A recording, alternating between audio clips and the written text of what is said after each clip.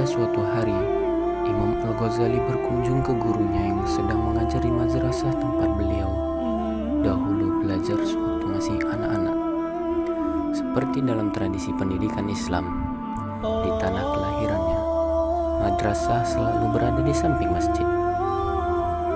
Kedatangan Imam Ghazali sontak, sang guru bergegas keluar dari madrasah untuk menyambut kedatangan Imam Ghazali, murid kesayangannya. Dan madrasah diliburkan.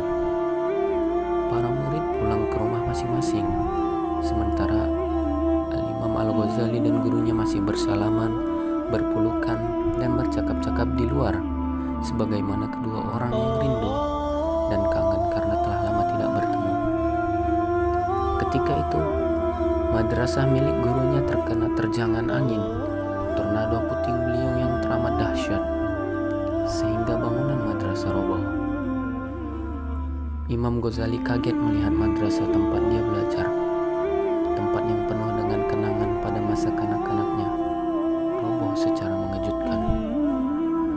Sementara gurunya langsung melakukan muhasabah dan bertanya-tanya, dosa apakah gerangan yang dilakukannya, sehingga Allah beri musibah tersebut. Seketika itu, sang guru memerintahkan Imam Al-Ghazali untuk menemui Nabi Khidir alaihi salam untuk bertanya tentang dosa apakah gerangan sehingga madrasah diterjang angin puting beliung sampai roboh. Gurunya memberi kode kepada Imam Ghazali untuk berjalan menuju ke arah pesisir laut agar dapat berjumpa dengan Nabiullah Khidir alaihi salam dan bertanya kepada seorang nelayan yang akan dijumpainya. Berangkatlah Imam Ghazali menuju pesisir pantai, sesuai dengan saran dari gurunya.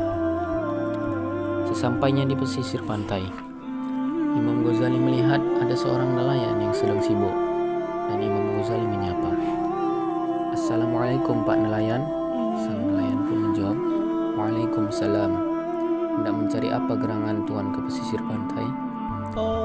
Imam Ghazali tidak mau berbasa-basi lama.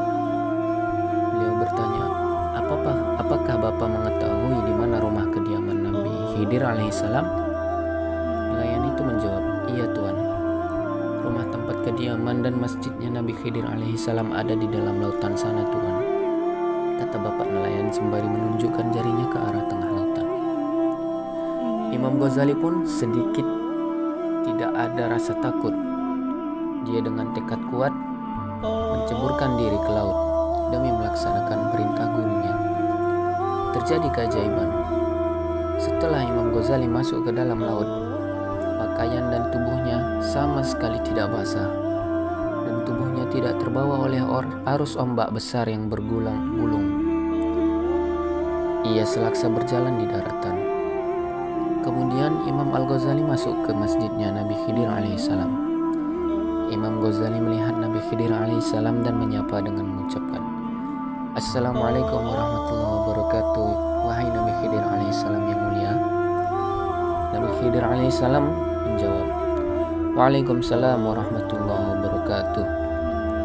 Imam Al-Ghazali dan Nabi Khidir alaihissalam saling berjabat tangan dan mereka berpelukan. Imam Ghazali menyatakan tujuan kedatangannya untuk menanyakan sebab musabab, mengapa madrasah gurunya diterjang angin puting beliung dan roboh. Dosa dan kesalahan apa yang dilakukan oleh gurunya sehingga bisa terjadi seperti itu. Nabi Khidir alaihissalam menjawab bahwa kesalahan gurunya adalah mempunyai anak perempuan yang sudah waktunya untuk menikah. Akan tetapi sampai dengan hari ini belum juga dicarikan suami. Akhirnya mengundang mara bahaya, yaitu Allah mengirimkan angin puting beliung sebagai peringatan kepadanya. Dengan cerdas, Imam Ghazali langsung mengajukan pertanyaan, "Wahai Nabiullah Khidir alaihissalam, siapakah laki-laki yang akan menjadi jodoh bagi anak putrinya guru kami itu?"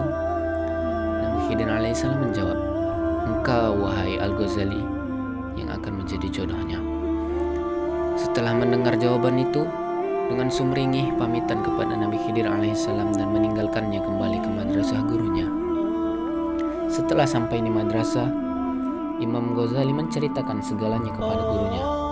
Dan akhirnya, guru tersebut menjodohkan anak putrinya dengan Imam Al-Ghazali. Imam Al-Ghazali juga di dalam kitab Ihya Ulumuddin menjelaskan karakter Nabi Khidir alaihissalam, bahwa Nabi Khidir alaihissalam bisa merupa dengan bermacam-macam rupa di beberapa tempat atau daerah yang berbeda-beda. Diistilahkan dalam tradisi Jawa dengan aji mencala putra mencala putri, yaitu bisa berubah dan pindah rupa. Perubahan rupa itu tujuannya untuk menguji seseorang yang dituju dan dikehendakinya, apakah dia mengerti serta mengenalinya atau tidak. Satu waktu Nabi Khidir alaihissalam berubah menjadi seorang badui atau seorang yang teramat miskin. Nabi Khidir bisa merupa sebagai petani, pelaut, dan semacamnya.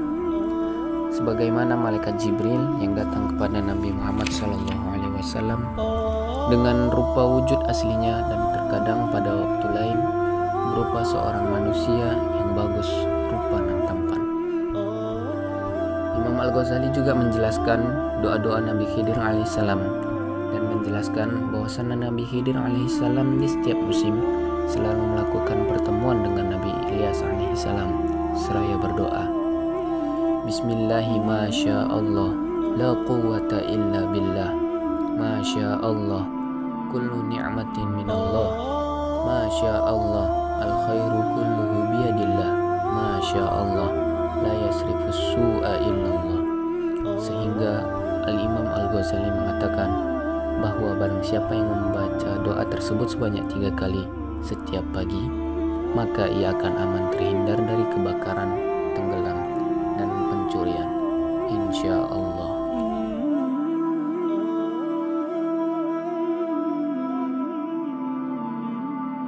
Oh